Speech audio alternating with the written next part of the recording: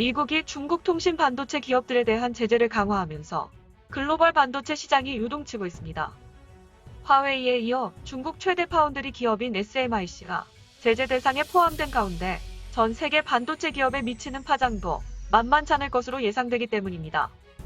미국의 제재가 장기화할 경우 중국 반도체 통신 기업은 어려움에 봉착하고 이로 인해 관련 기업들도 단기적으로 피해가 불가피할 전망입니다. 반면 파운드리 등 일부 부문에서는 수혜를 기대하는 긍정적인 전망도 나오고 있습니다. 세계 3위 디램 생산업체인 미국의 마이크론 테크놀로지는 지난달 9월 30일 실적 발표에서 올해 6월 8월 회계분기의 매출이 60억 600만 달러로 작년 동기 매출 48억 7천만 달러는 물론 직전 분기인 3월 5월에 54억 4천만 달러보다도 증가했다고 공개했습니다. 지난달 9월 15일부터 미국의 화웨이에 대한 제재가 강화된 가운데 화웨이의 반도체 입도 선매와 서버 디램 수요 및 PC 게임 콘솔용 낸드 플래시 판매 증가 등으로 호실적을 거둔 것입니다.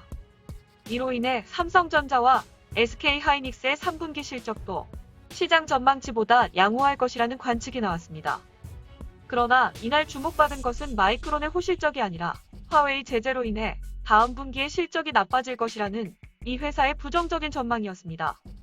마이크론은 지난해 미국 정부가 화웨이에 대한 반도체 공급을 제한할 당시 납품 허가를 받은 바 있습니다.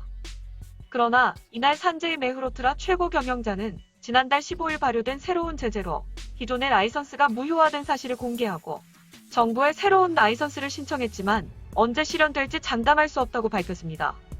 그러면서 화웨이를 대체할 다른 스마트폰 판매업체를 찾는 데까지 이 회사의 2분기 회계일인 내년 2월까지 약 6개월이 소요될 것으로 내다봤습니다. 마이크론의 발표는 삼성전자와 SK하이닉스 등 국내 기업들도 아직 미국 정부로부터 화웨이에 납품할 수 있는 라이선스를 받지 못했음을 시사합니다. 미국이 자국 반도체 기업인 마이크론의 라이선스는 불허하면서 경쟁업체인 삼성전자 등 국내 기업의 라이선스를 내줬을 리가 없기 때문인데요. 최근 미국 인텔과 AMD는 일부 품목에 대해 라이선스를 받은 것으로 알려졌는데 이는 마이크론이나 국내 기업이 하지 않는 서버와 PC용 중앙 처리 장치로 제한됐을 가능성이 있습니다. 미국 정부가 중국의 성장세가 무서운 통신과 스마트폰 등은 강력 제재를 가하는 대신 노트북과 서버 등의 반도체 공급은 허용해준 게 아니냐는 분석이 나오고 있습니다. 반도체 업계는 이날 마이크론의 고백에 비추어 메모리 반도체가 주력인 삼성과 SK하이닉스도 최소 올해 4분기에서 내년 1분기까지는 화웨이 제재로 인한 실적 악화가 불가피할 것으로 예상하고 있습니다. 화웨이가 올해 3분기까지 미리 사들인 반도체 재고 물량도 최소 6개월치에 달하는 것으로 알려져 있습니다. 화웨이의 반도체 재고가 모두 소진돼 스마트폰 생산이 중단될 때까지는 오포, 비보, 샤오미 등 대체 매출처로 공급이 전환되기는 어렵다는 게 업계의 관측입니다. 서버용 디램 수요 감소로 3분기에 이어 최소 연말까지 가격 하락이 예상되는 점도 악재입니다.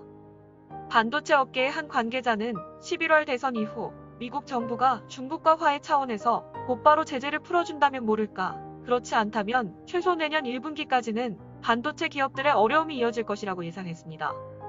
반면 미국이 화웨이에 이어 글로벌 5위의 파운드리 업체인 SMIC를 제재 대상에 포함하면서 파운드리 부문에서는 일부 반사 이익도 기대됩니다.